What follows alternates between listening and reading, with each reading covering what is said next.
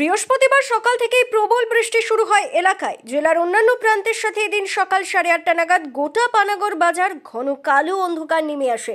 শুরু হয় বজ্রবিদ্যুৎ সহ প্রবল বৃষ্টিপাত।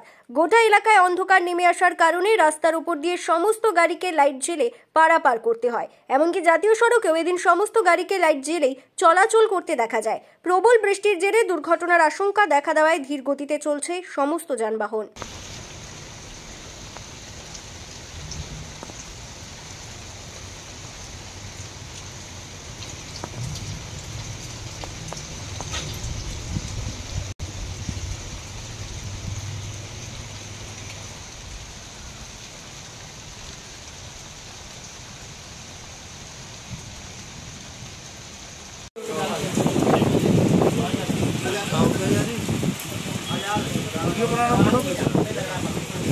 वीडियो बन रहा है, वीडियो ना घंटा बन रहा था, वीडियो बन रहा वो ऊपर बन रहा